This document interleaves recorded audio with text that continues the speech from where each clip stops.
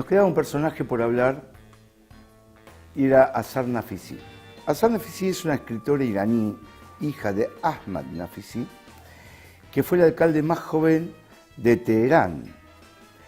En 1979 Nafisi regresó a Irán, regresó justo para el triunfo de la revolución, donde enseñó literatura inglesa durante un breve periodo en la Universidad de Teherán. Después de la revolución iraní de 1979 y el posterior ascenso al poder del Ayatollah Ruhollah al-Jomeini, Dios esté complacido de él, Nafisi se impacientó rápidamente a causa de las, por él, vistas restrictivas normas impuestas a las mujeres por los nuevos dirigentes de su país. Habló entonces de la libertad que consideraba que las mujeres de algunos países dan por sentadas y que ahora las mujeres de Irán habían perdido, puesto que las autoridades jomeinistas habían promulgado leyes que coartaban los derechos de la mujer. Nafisi abandonó Irán el 24 de junio de 1997 y se fue a vivir, a Estados Unidos. Medidas restrictivas contra las mujeres en Irán. Irán es un país islámico, un país que tuvo una revolución vencedora contra la dictadura de la monarquía persa y que por otro lado fue aprobada como república islámica a través de un referéndum que se ganó con el 97-98%. Es decir, que el pueblo iraní aceptó ser una república islámica. ¿Qué libertades han perdido las mujeres cuando el 65% de ellas son la población más numerosa de las universidades? Las mujeres, precisamente. Pero veamos qué dice Azar Nafisi al respecto.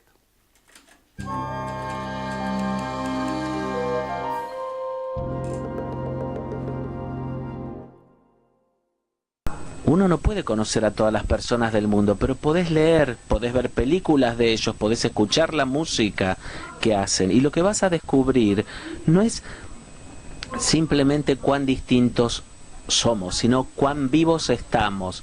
Entonces, si sos una mamá en Argentina y tu hijo desapareció, o si sos una mamá en Irak cuya casa ha sido bombardeada y tus hijos murieron, si sos una mujer que vive en Afganistán que fue asesinada porque no usó la hijab correspondiente, si vivís en Teherán y hay un escritor de derechos humanos que está en la cárcel y lo torturan, o en Arabia Saudita donde te flagelan porque no haces lo que el Estado dice que tenés que hacer. Una de las cosas que descubrí en Estados Unidos es que la gente me decía, ¿por qué tenemos que leer en una democracia? ¿Por qué necesitamos la imaginación y las ideas en una democracia? Como si tuvieras que estar en prisión para que te guste la democracia. Pero lo que quiero decir es que tienen que leer la historia de la tiranía, porque la tiranía nos enseña de qué se trata la democracia. Y quería darles un ejemplo de Irán para ejemplificar los puntos de que estoy hablando. En 1979 hubo una revolución en Irán. Se llamó la Revolución Islámica. Decían que volvían a la cultura y las tradiciones de Irán, lo que era una mentira. Los pensamientos tiránicos desde el tiempo de Platón, y los filósofos, los reyes y los poetas han tenido esta pelea para definir lo que significa ser,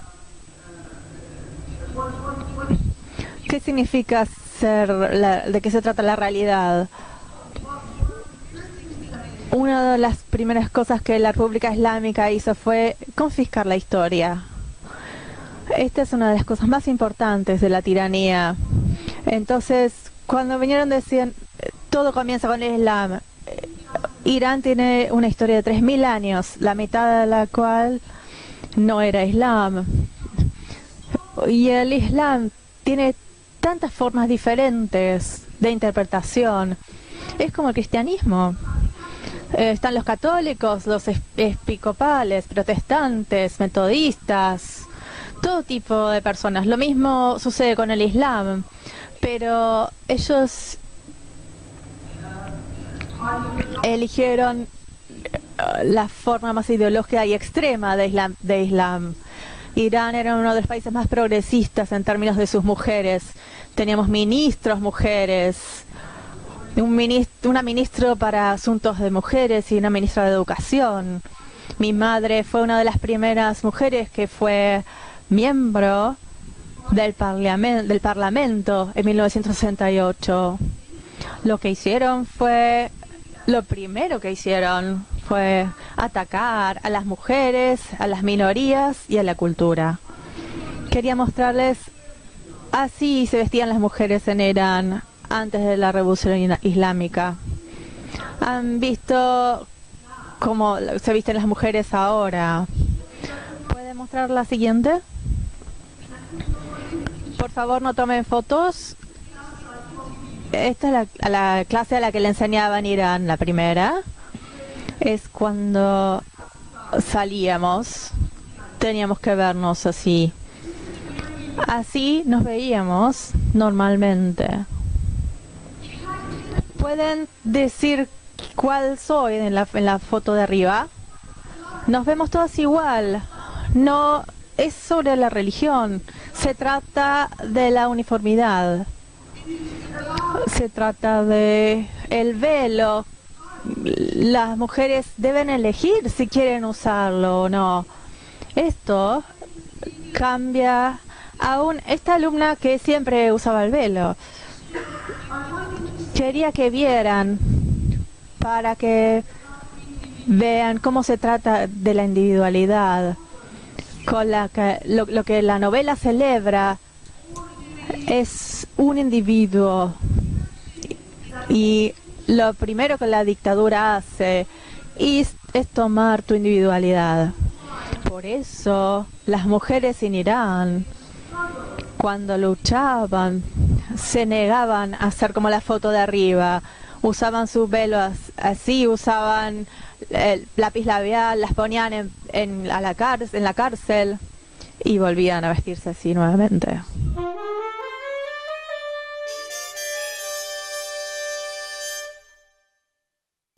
¿Qué otras libertades se le ha quitado a la mujer iraní? La verdad no entendemos. La mujer iraní es científica, la mujer iraní es intelectual, la mujer iraní es vicepresidenta de la nación, tienen sus organizaciones, tienen sus artistas, sus prácticas culturales. Prácticamente no hay restricción alguna, salvo en el uso del velo. Salvo en el uso del velo. El 98% de la población iraní es musulmana y el velo es una obligación islámica enunciada en el Corán, donde está la restricción que impuso el gobierno iraní, que su referéndum de ser una república guiada por el Islam fue aprobado en un 97%. Podemos seguir discurriendo sobre un montón de situaciones y de circunstancias sobre la mujer y sus derechos. Bueno, la mujer es especialmente un blanco elegido para atacar al Islam, con mentiras, con difamaciones. Pero bueno, eso es tema de otro programa, quizás. La conclusión es que este conjunto de personas, bajo el título de intelectuales, yo digo que se creen dioses paganos de la cultura o de la intelectualidad, por así decirlo. No estoy hablando en sentido religioso, sino que se creen propiamente su papel de guías o de gurúes intelectuales. Son ateos militantes, es decir, no creen y no quieren que los demás crean. Pero esto es un plan sistemático que se viene desarrollando y que incluso está tratando de imponer que todo aquel que crea en Dios, sea católico, musulmán, judío o de cualquier otra creencia, sea considerado un troglodita en estos tiempos, sea considerado un ignorante, sea considerado una persona de bajo nivel, un ser despreciable. De alguna manera están estableciendo una discriminación y un racismo oculto bajo ese manto de intelectualidad. No es nuevo el plan de destruir la sociedad religiosa, sobre todo la islámica, porque precisamente los modos de vida enfocados en una dirección divina, la creencia en Dios, promueve mensajes positivos, valores y principios que van a contramano de esta modernidad que estos intelectuales promulgan. Una vida moderna plena de opresión, plena de injusticia. Están implantando en el inconsciente colectivo que creer en Dios es de modé. Ya fue. Gerard Viard dijo, los franceses matamos a Dios. Suficiente sentencia para ratificar lo que estamos hablando. Pero entra en una contradicción evidente. Él habla de la libertad de expresión, como si fuese la máxima superior a todas las libertades. Digo yo, ¿dónde está la libertad, señor Viard, por el otro, por el pensamiento del otro, por la creencia del otro? ¿O acaso no puede porque usted lo dice? En definitiva, lo que hacemos es desnudar contradicciones. Y finalmente lo que hacemos también es denunciar la intención aviesa del gobierno de Cambiemos de promover la islamofobia, que no es sino una idea original del gobierno de Cambiemos. No creo que a Pablo Abeluto le dé la cabeza para hacer inteligentemente una propagación de la islamofobia, sino que esto también es resultado de la visita del primer ministro israelí Benjamín Netanyahu, a quien Macri le entregó dócilmente prácticamente la República Argentina, con todos los acuerdos firmados, que no lo digo yo, lo dice Horacio Berbisky en su nota de terror de página 12. Yo recomiendo, sugiero, amistosamente, a Viard, a Ramadán, a Nafisi. Nafisi, curioso el nombre Nafisi, Nafes, de ego.